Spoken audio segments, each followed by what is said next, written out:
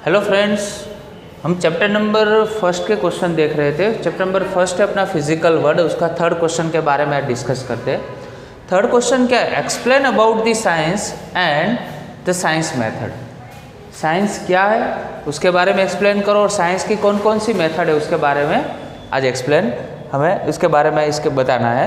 First तो science के definition के बारे में डिस्कस करते हैं। Science is a systematic atom. देखो पहले तो ये वर्ड आना चाहिए, it is a systematic atom. Science is a systematic attempt to understand the natural phenomena. कौन सी फिनोमिना है?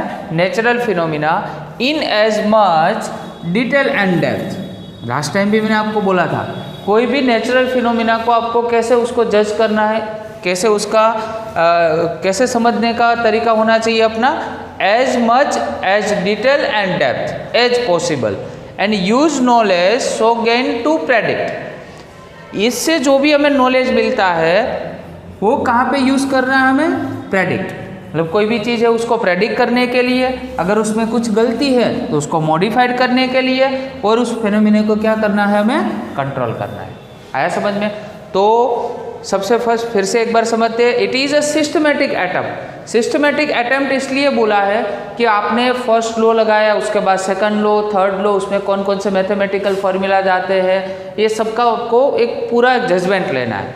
पूरा एक सिस्टमेटिक मतलब टॉप टू बॉटम मेथड होनी चाहिए। टॉप से जाओ बॉटम तक जाओ, ठीक है, तब पूरा आपका रिसर्च फाइनल हो सकता है। क्लियर? तो systematic attempt to understand the natural phenomena in as much detail and depth. ये वर्ड तो आना ही चाहिए आपको। बहुत ही विस्तृत और बहुत ही डेप्थ में उसका नॉलेज होना चाहिए। एंड ये जब नॉलेज आ जाता है तब हमें उस नॉलेज का कहाँ पे यूज़ करना है? So gain to predict, modified and control this phenomena, it is called a science. ठीक है, अभी देखो ये जो साइंस है, science is exploring, experimenting and predicting. तीन हमें याद रखने इसमें वर्ड। साइंस कहाँ पे यूज होता है? From what we see around us. Science जो है उसमें कौन कौन सी चीज़ें हो सकते हैं उसको आप एक्सप्लोर कर सकते हो।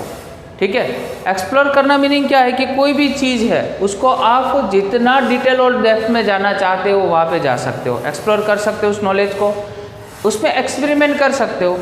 ठीक है, साइंस का कोई भी चीज़ है उसमें आप एक्सपेरिमेंट कर सकते हो। जैसे मैं आपको बताऊँ कि लास्ट टाइम भी मैंने बताया था आपको, इलेक्ट्रिक फैन या तो इलेक्ट्रिक मोटर। तो इलेक्ट्रिक मोटर में क्या होता है?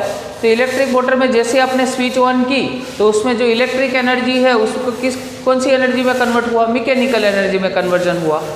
चलो ये तो बाहर की बात हुई। अब जैसे ही मतलब इलेक्ट्रिक मोटर को ओपन करोगे, उसकी जो बॉडी है उसको आप जैसे ही ओपन करोगे तो उसमें वाइंडिंग्स होगा, कॉपर के वाइंडिंग्स, उसमें मैग्नेटिक फील्ड की इफेक्ट आती है। तो इलेक्ट्रिक और मैग्नेटिक फिनोमिना उसमें हुआ। आया समझ में? तो इस टाइप से आप उसमें एक्सपेरिमेंट भी कर सकते हो। और वो जो चीज़ है, मतलब मान लो कि इलेक्ट्रिक मोटर की बात करें कि जैसे आपने स्टार्ट किया कि थोड़ी देर के बाद वो गर्म हो गई, हीटिंग जिसमें कंसेप्ट आया, जिसमें अपना जो फिजिक्स का कंसेप्ट जिसको बोला जाए तो उसमें जूल इफेक्ट का कंसेप्ट आया। जूल इफेक्ट के लिए फॉर्मूला था H = I² RT।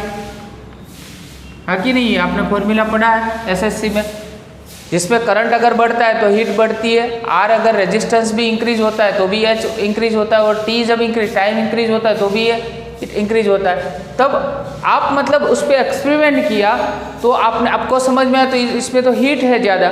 अगर इस हीट को आपको रिड्यूस करना है तो क्या करना पड़ेगा? तो जो वाइंडिंग है उसमें आपने जो कॉपर यूज़ किया है उस मटेरियल को आपको रिप्लेस करना पड़ेगा, अच्छा मटेरियल लेना पड़ेगा जिससे उसमें हीटिंग कम हुए। आया समझ में? तो इसको बोलते हैं हम प्रेडिक्टिंग। एंड कौन कौन सी साइंटिफिक मेथड है? तो फर्स्ट है सिस्टमेटिक ऑब्जर्वेशन।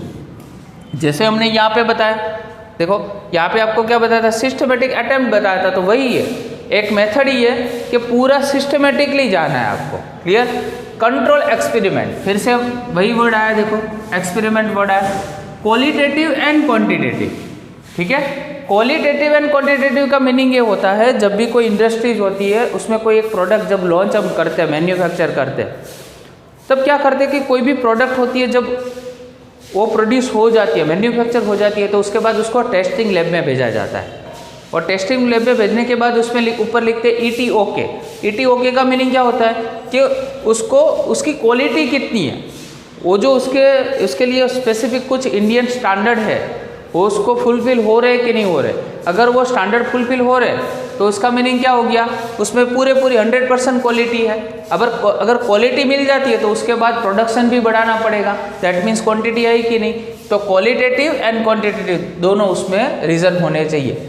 सेकंड है mathematical modelling. Mathematical modelling that means क्या होता है कि जैसे मैंने आपको बताया H = I²RT जूल इफेक्ट, तो ये मैथमेटिकल मॉडलिंग हुआ।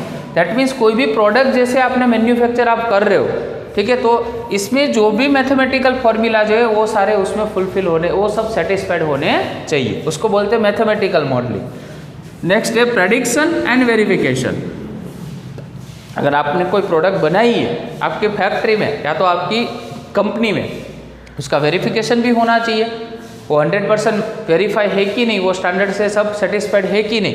तो prediction and then after verification, these are all the methods which includes the scientific methods. Clear.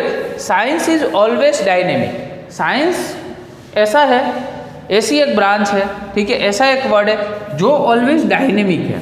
दो वर्ड है देखो, स्टैटिक और डायनेमिक। स्टैटिक में क्या होता है, फिक्स्ड होता है, डायनेमिक में फिक्स नहीं होता, चेंज होता रहता है। दैट मीन इसका मीनिंग क्या हुआ, साइंस इज ऑलवेज डायनेमिक्स।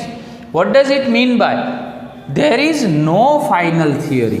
कोई ऐसा नहीं बोल सकता कि मैंने आज इम्प्लीमेंट जो थियोरी मैंने इवॉल्व की है वो मेरी लास्ट थियोरी है, क्योंकि उसमें कोई भी चेंजेस कर सकता है और आगे बढ़ सकता है। That means science is always dynamic.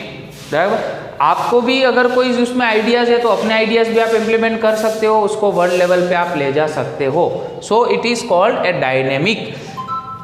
अभी देखो, when Johannes Kepler examining the extensive data on planetary motion collected by Tycho Brahe, planetary motion पे जो भी डेटाज थे वो सबसे फर्स्ट कलेक्ट किसने किए थे, टाइको ब्राहे ने। उस पे एग्जामिंग मतलब उस पे एक्सपेरिमेंट किसने किया, तो जोहानिस केपलर ने किया। किसने किया, जोहानिस केपलर ने किया। तो ये हुआ कि नहीं, इसमें भी एक्सपेरिमेंट आया कि नहीं, तो अपना ऑब्जर्वेशन था कंट्रोल एक्सपेरिमेंट, तो इसमें ये टॉपिक इंक्लूड हो गया कि नहीं, आया समझ में। चलो इसके बाद heliocentric theory imagine by Nicholas Copernicus. ठीक है, हेलियोसेंट्रिक का मीनिंग होता है सेंटर में क्या है, सन है, और उसके अराउंड एलिप्टिकल ऑर्बिट में सारे अपने जो प्लैनेट्स है वो क्या कर रहे हैं, रिवॉल्व कर रहे हैं। आया समझ में कि नहीं, तो उसको बोलते हैं हेलियोसेंट्रिक थ्योरी। वो इसका ऑब्जर्वेशन किसने किया था, निकोलस कोपरनिकस ने किया था। उसमें भी सारी थ्योरी में mathematical modelling, prediction and verification, qualitative, ये सारे जो भी पॉइंट्स है वो सब इसमें इंक्लूड हुए थे। आए कि नहीं समझ में। तो ये अपना सेकंड क्वेश्चन था, थर्ड क्वेश्चन था। नेक्स्ट टाइम 4 क्वेश्चन भी पढ़ेंगे, ठीक है, और डिटेल में जाएंगे। Okay, thank you very much.